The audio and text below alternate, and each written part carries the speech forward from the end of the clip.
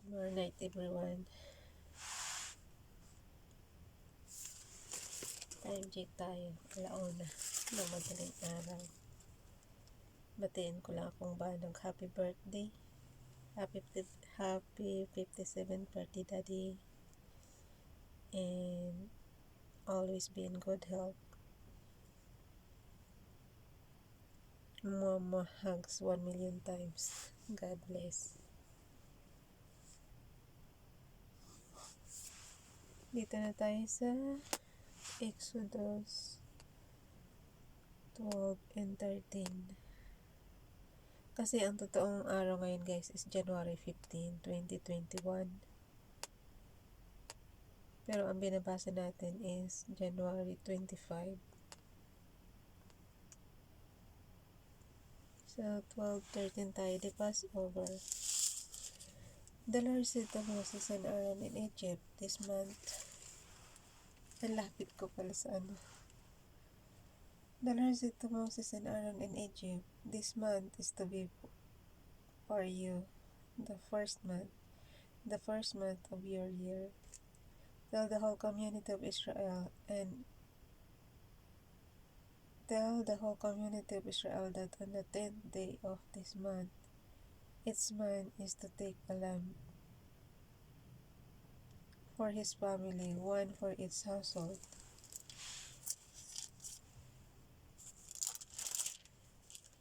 If any household is too small for a whole lamb, they must share one with their nearest neighbor, having taken into account the number of people there are.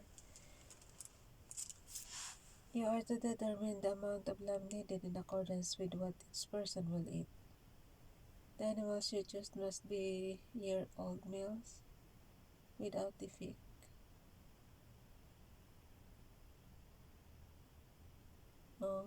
Mga isang taon pa lang guys. And you will take them from the sheep or the goats. Take care of them until the 14th day of the month, when all the people of the community of Israel must slaughter them at twilight. Then they are to take some of the blood and put it on Israel must. And nakalagay sa verse 7 guys. Then they are to take some of the blood and put it on the sides and tops of the door frames of the houses where they eat the lambs. Paduduguan yung ano guys, yung mga side, tsaka yung hindi magkamantsa yan sa bahay.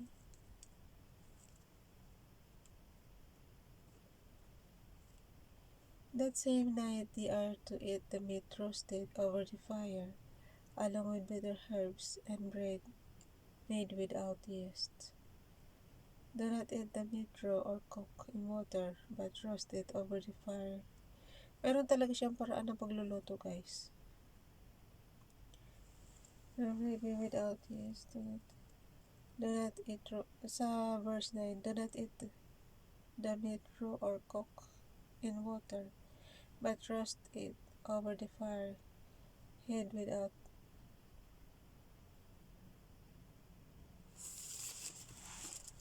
Nahihilo ako sa pagbabasa.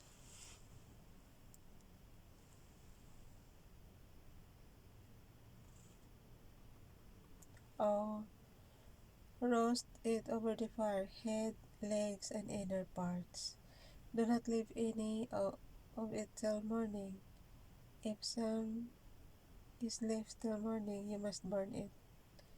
This is how you are to eat it, with your cloak tucked into your belt, your sandals on your feet, and your staff in your hand. Eat it in haste. It is the Lord Passover. On that same night, I will pass through Egypt and strike down every firstborn. Yung mga unang anak guys, both men and animals, and I will bring judgment on all the gods of Egypt. I am the Lord. The blood will be sign for you on the houses where you are. And at Antok na ako. Ito ang kalaban ko sa ano eh. Pag nagpapatuyo tayo ng buhok natin. Tinali ko nga para hindi ako tigiwatin. Kahit na ano. Masa pa.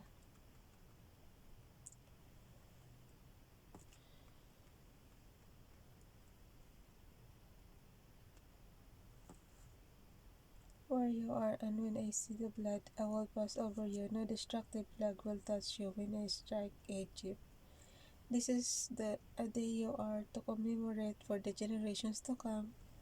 You shall celebrate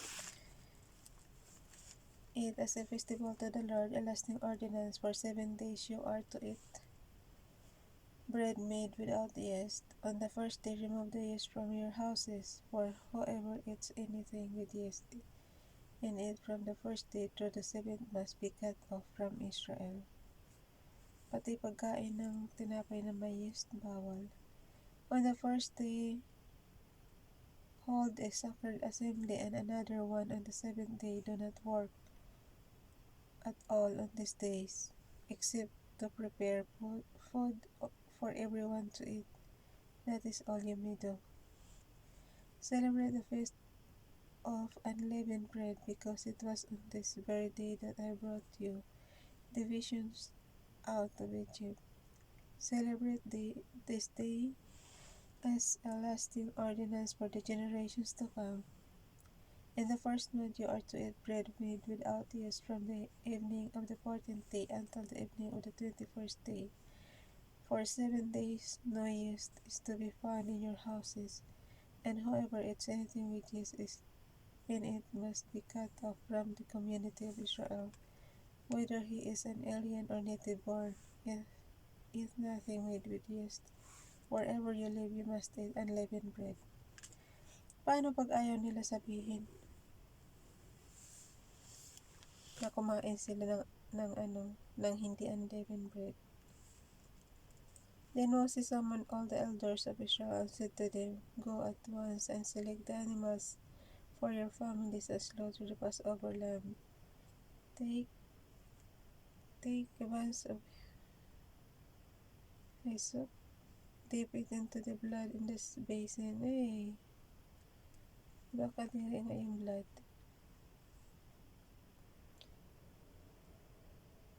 Dip it into the blood in the basin, and put some of the blood on the top and both sides of the door frame. Not one of you shall go out the door of his house until morning. Pero madudumihan mo pa yung bahay. Kasi pinapalagyan ng blood. When the Lord goes through the land,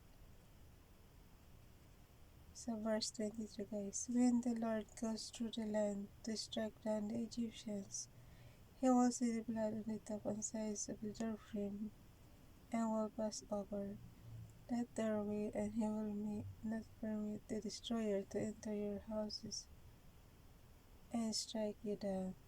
Obey this instruction as lasting ordinance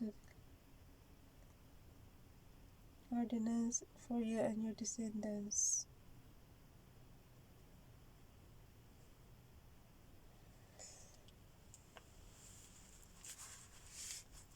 When you enter the land that the Lord will give you, sa verse 25 guys, when you enter the land that the Lord will give you as he promised,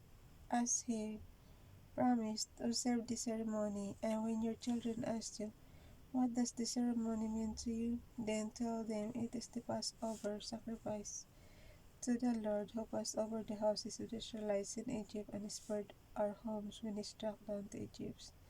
Then the people bowed down and worshipped. The Israelites did just what the Lord commanded Moses and Aaron.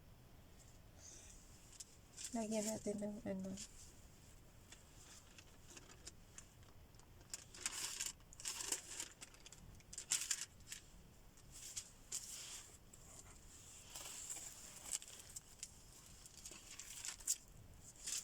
ilan pa?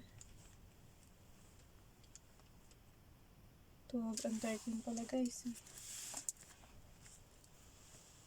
At midnight, the Lord, sa verse 29 na tayo.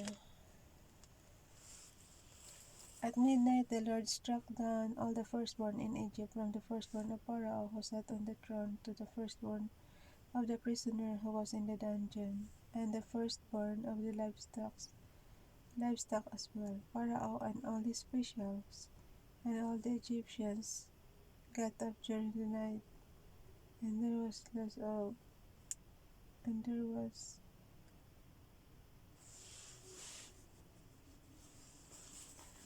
sa verse 30, ulitin natin. Pharaoh and all his officials and all the Egyptians got up during the night, and there was a loud wailing in Egypt, for there was not a house without someone dead. Grabe naman, oy. Bawat bahay mayroong patay. Kasi ni-struck nga ni Father God yung mga firstborn baby. Mga firstborn pala na anak.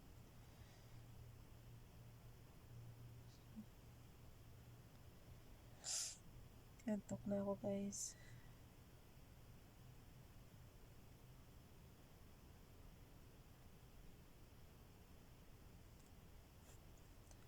Israel in the desert, as Egypt buried its dead.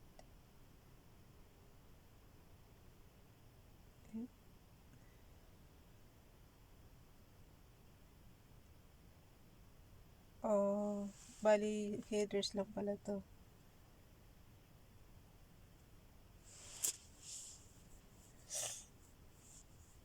The Exodus, sa verse 31 na tayo.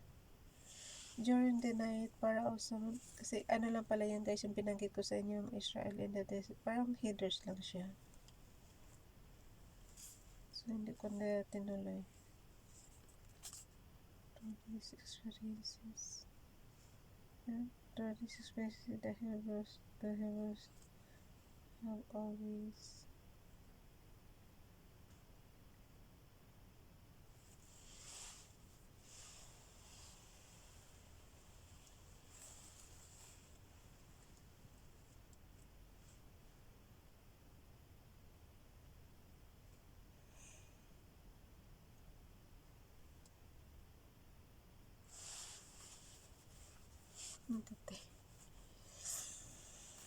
During the night, Pharaoh summoned Moses and Aaron and said, Up, lead my people, you and the Israelites, go worship the Lord as you have requested. O nakalagay dito sa Exodus, sa verse 31. During the night, Pharaoh summoned Moses and Aaron and said, Up, lead my people, you and the Israelites, go worship the Lord as you have requested. Take your flax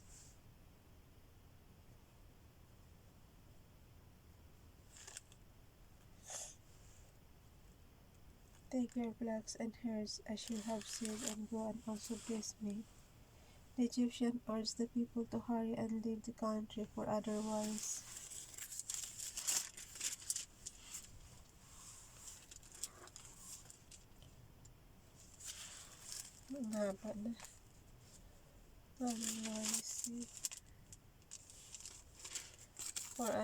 they said we will all die. Sino may sabi? Yung Egyptian. Ulitin natin guys. Yung sa The Exodus 31. Verse 31 ng chapter 12. During the night, Pharaoh summoned Moses and Aaron and said, Up, leave my people. Leave my people. You and the Israelites, go worship the Lord as you have requested. Take your flocks and herds as you have said, and go and also bless me.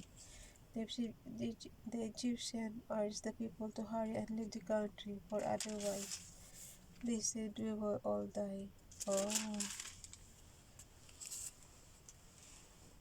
Kasi natakot na sila na lahat sila mamamatay, pero ang pinapatay lang tagay lahat lang ng firstborn son. Pero ano yung mga takot na yung mga Egyptian. So the people took their dough before the yeast was added and carried it on their shoulders and kneading through wrapped clothing.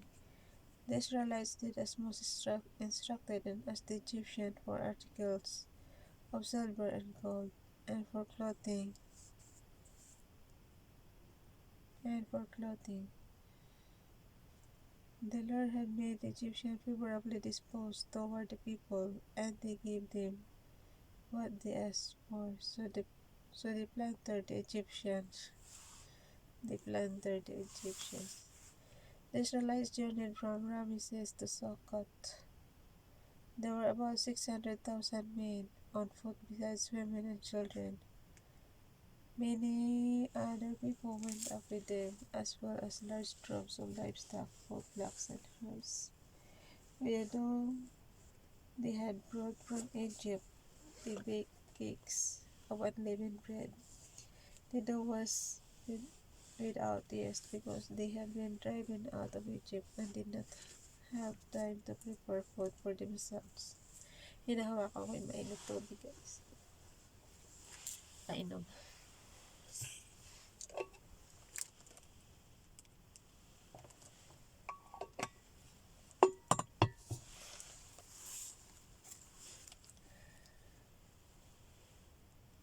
Now the leg, verse 40.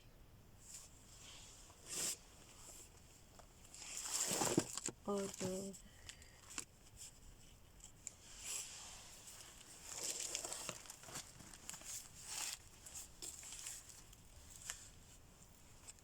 Now the length of time the Israelite people lived in Egypt was 430 years.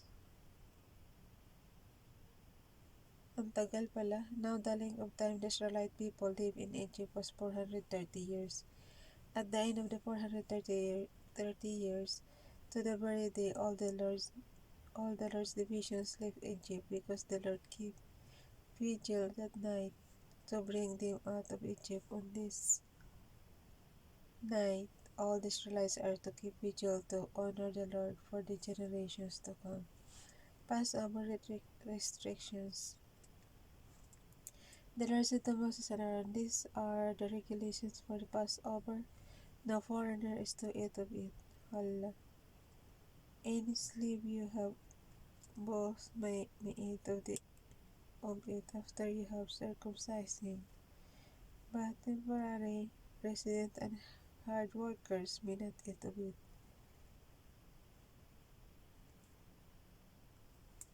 It must be eaten inside of it must be eaten inside one house. Take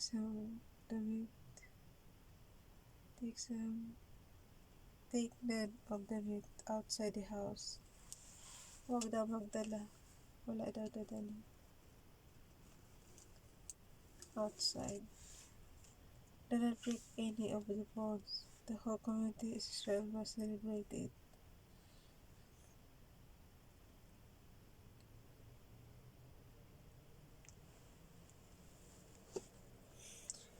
48. An alien living among you who wants to celebrate the Lord's Passover must have all the males in his household circumcised. Then he may take part like one born in the land.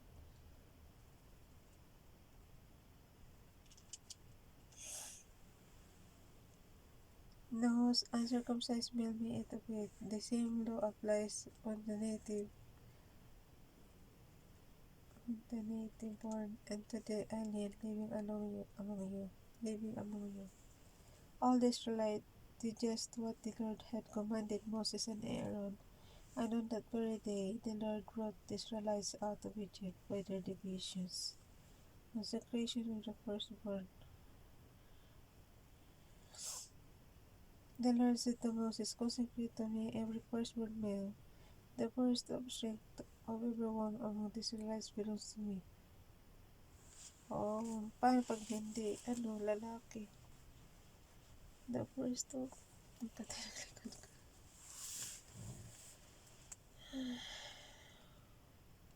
Sabi ko sa'yo guys, struggle talaga pag magbasta tayo bago matulog. Then Moses said to the people, "Remember this day, the day you came out of Egypt, out of the land of slavery, because the Lord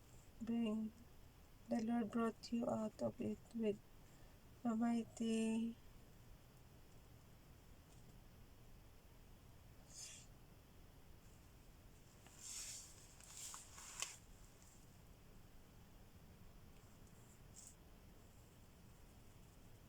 the mighty hand, if nothing containing yeast. Today in the month. Bakit ano ba ang yeast? Pampaalsa lang to alam ko eh. Ng bread. Today in the month of Abib. Ahib ba to? Abib. First one. In the month of Abib nga guys.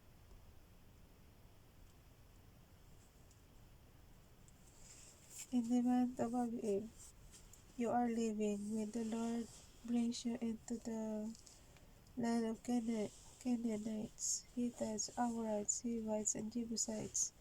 The land is swore to your forefathers to give a land.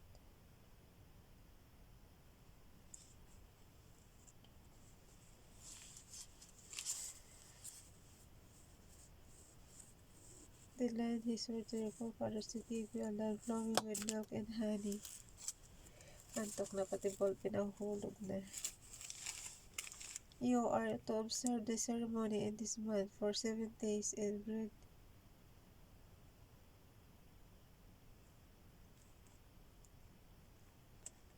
Pitong araw mag-ceremonies.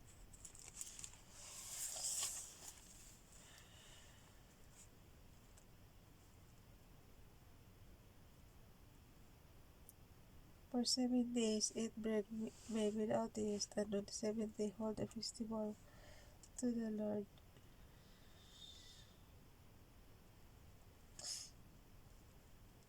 Eat unleavened bread.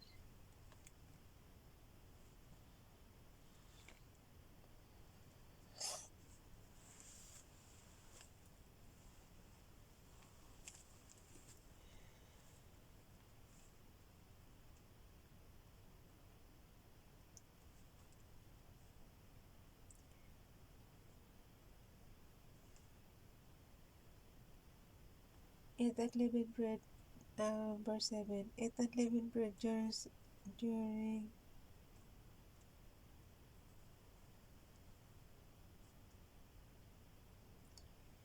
eat unleavened bread during eat unleavened bread. Hindi na ako nakaalis sa verse 7 guys. Eat unleavened bread during those 7 days. Nothing with yeast in it. It's begun to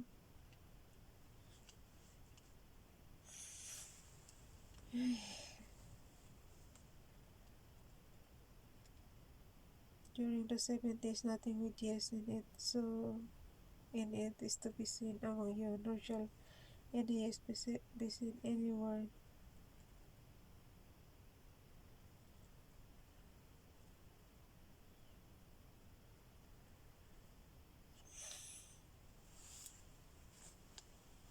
Wala guys, 2020, nandito pa lang tayo sa nandito pa lang tayo sa Old Testament. At kasi pinagbabawal kumain ng may yeast na tinapay. Nor shall any yeast be seen anywhere when I came out of Egypt. These observers will be for you like a sign in you. Sign on your hand and a reminder on your forehead that the law of the Lord is to be in your lips. For the Lord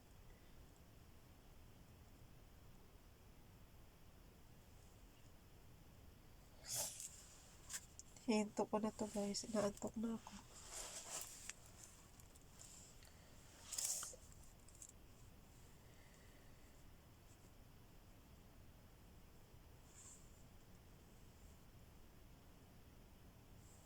Eat unleavened bread during those 7 days, nothing with yeast in it so to be seen among you, nor shall any yeast be seen anywhere within your borders. On that day tell your son, I do this because of what the Lord did for me when I came out of Egypt. This observance will be for you like a sign on your hand and a reminder on your forehead that the law of the Lord is to be on your lips. For the Lord brought you out of Egypt with his mighty hand, and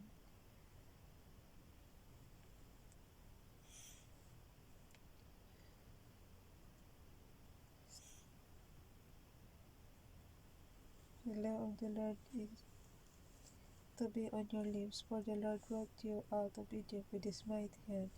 You must keep this ordinance ordinance at the appointed time, year after. Okay na siya. Nakaalis din doon. After the Lord brings you into the land of Canaanites and gives it to you, as he promised on oath to you and your forefathers, you are to give over to the Lord the first offspring of every womb. All the firstborn males of your livestock belong to the Lord. Redeem with a lamb every firstborn donkey, but if you don't redeem it, break its neck. Hala, it breaks her neck.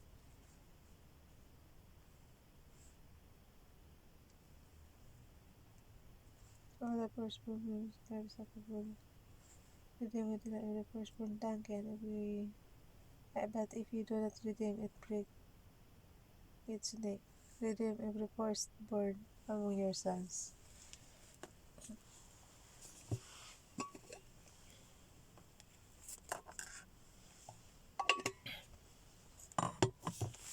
Allah.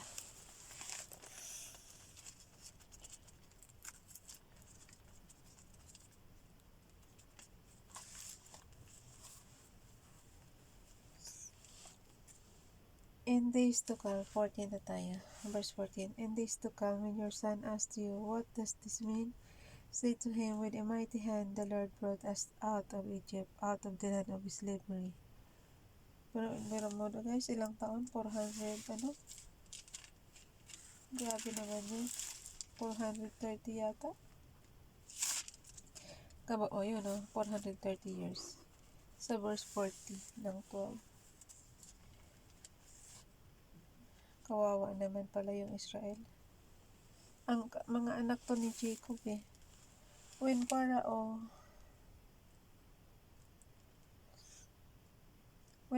stubbornly refused to let us go, the Lord killed every firstborn in Egypt, both men and animal. This is why I sacrifice to the Lord the first male offspring of every womb, and redeem it's my firstborn sons. And it will be like a sign on your hand, and a symbol on your forehead, that the Lord brought us out Egypt without his mighty hand, crossing the sea. When Pharaoh, sa 17 guys. When Pharaoh let the people go, God did not lead them on the road through the Philistine country. Though that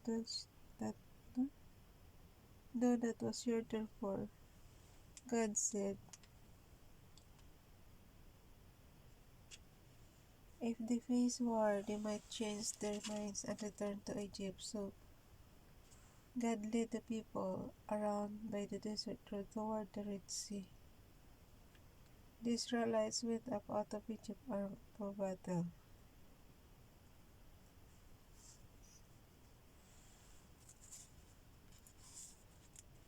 Moses took the bones of Joseph with him, because Joseph had made the son of Israel swear an oath. Nakalagay sa verse 19 guys. Moses took the bones of Joseph with him, because Joseph had made the sons of Israel swear an oath. He had said, God will surely come to your aid, and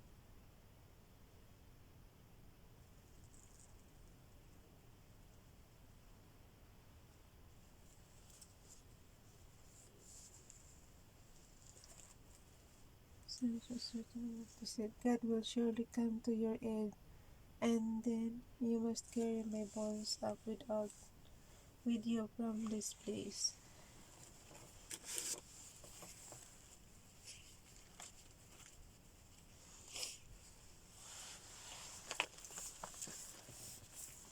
Abutin kaya tayo ng 1 oras nito. Grabe naman. Wala, antok eh. Ayoko kasi magising ng maaga mamaya.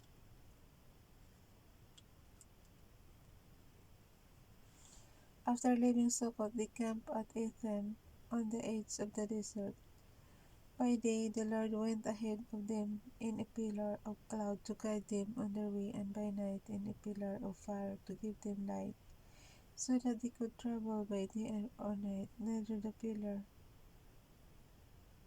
of cloud by day nor the pillar of fire by night led his people in front of the people. Left its place. Ano ba yan?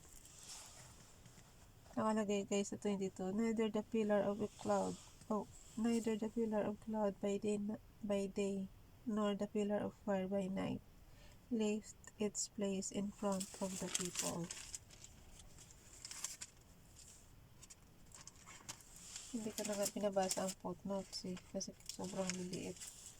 Ito naman sobrang liliit. Kita mo sobrang nipis guys. Ayaw pa matanggal. Diba? Ay, verse 14 na pala ito eh. Hanggang 13 lang tayo. Wala na tayo sa...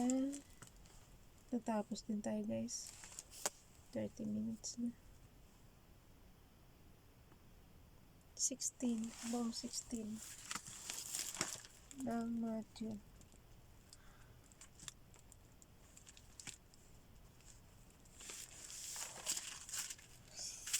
Antok na kasi. Antok na sa Ralph Lion.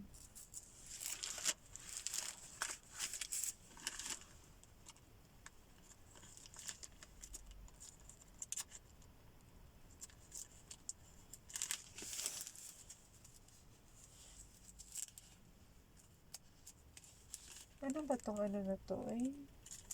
Napakanipis naman.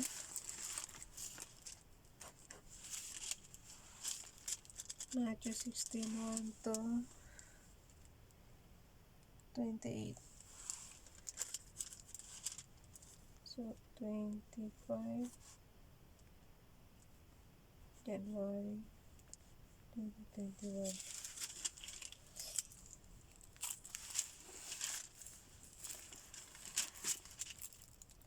Leaders demand a miraculous sign. The Pharisees and Sadducees came to Jesus and tested him by asking him to show them a sign from heaven.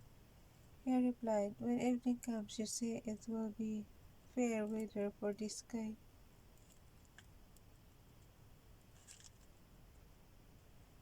For the sky is red. And in the morning, today the stormy. For the sky is red and overcast. You know how to interpret the appearance of the sky, but you cannot interpret the signs of the times. A wicked and adulterous generation looks for a miraculous sign, but none will be given it except the sign of Jonah. Jesus then left them and went away. Jesus warns against wrong teaching. Verse 5 guys. When they went across the lake, the disciples forgot to take bread. Be careful, Jesus said to them. Be on your guard against the yeast of the Pharisees and Sadducees. They discussed this among themselves and said, it is because we didn't bring any bread. Aware of their discussion, Jesus asked,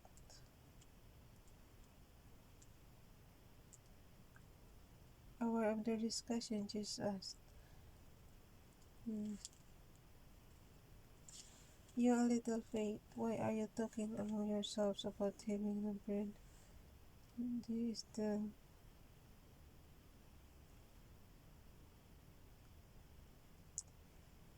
still not understand?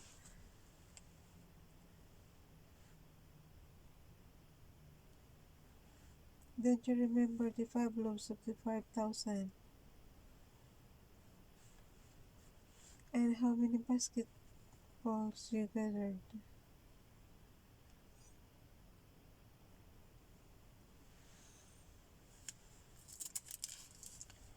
Or the 7 loaves for the 4,000, and how many basketfuls?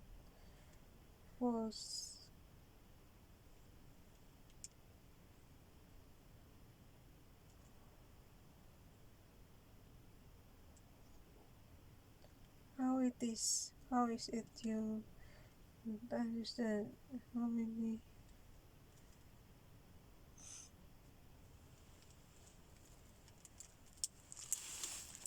Ay, abutin nga tayo ng 1 hour nito, grabe. How is it you don't understand that I was not talking to you about bread? But be on your guard against, kasi nga naman yung nagpakain siya ng 5,000. Ano lang yun?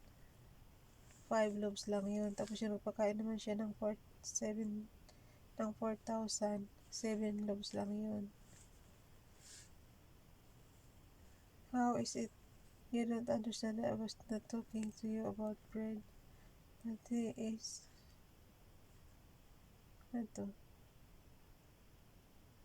But be on your guard against the... Be on your guard against the yeast of the Pharisees and Sadducees. Then they understood that he was not telling them to guard against the yeast used in bread, but against the teaching of the Pharisees and the Sadducees. Peter says Jesus and Manasseh and Messiah is this Messiah. Peter says Jesus is the Messiah. When Jesus came to the region of Caesarea Philippi, he asked his disciple, "Who do you people say the Son of Man is?" Ayan dyan ko, gabing-gabi. They replied, "Some say John the Baptist, others say Elijah, and still others Jeremiah or one of the prophets."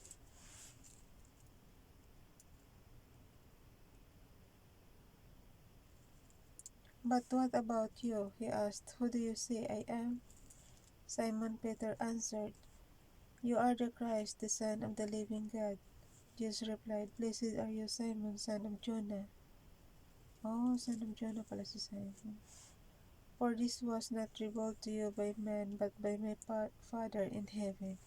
And I tell you that you are Peter, and on this rock I will build my church, and the gates of Hades will not overcome it. I will give you the keys of the kingdom of heaven. Whatever you bind on earth will be bound in heaven, and whatever you loose on earth will be loosed in heaven." Then he warned his disciples not to tell anyone that he was the Christ.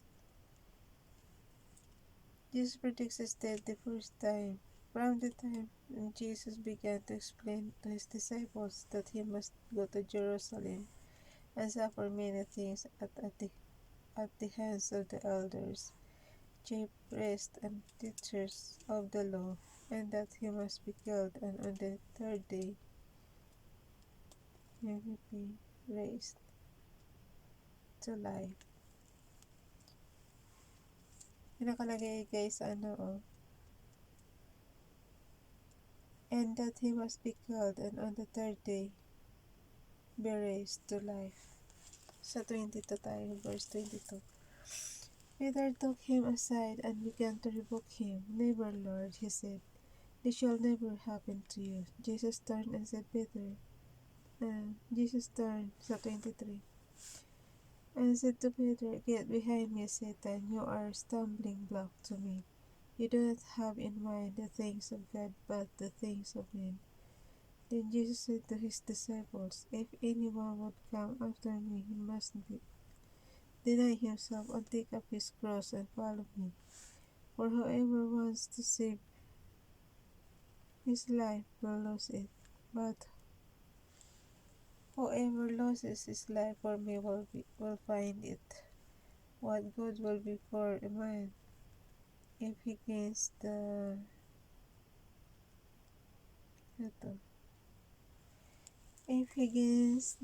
whole world, yet forfeits his soul?" Or what? Nakalagay kayo sa 26, What good will it be for a man if he gains the whole world, yet forfeits his soul? Or what can a man give in exchange for his soul? For the Son of Man is going to come in his Father's glory with his angels, and then he will reward each person according to what he has done. I tell you the truth, some who are standing here will not taste death before they see the Son of Man coming in his kingdom. Okay, salamat po, Father God. Good night, everyone. Bless us, Father God. And nawa magiging peaceful na ang buong earth. Maalis na ang COVID-19. And mapalaya na rin yung aming pandemic hero na si Francis Leo Marcos. Kasi birthday ni Daddy po yung ngayon eh. So, pwede tayo mag-wish. Palayaan niyo na po, Father God, si Francis Leo Marcos, ang aming pandemic hero. And, syempre, bigyan niyo rin po ng magandang pangangatawan si Daddy Boyong at ang aming buong family sa Pinas at syempre dito sa HK. Love you, Father God. In Jesus' name, Amen.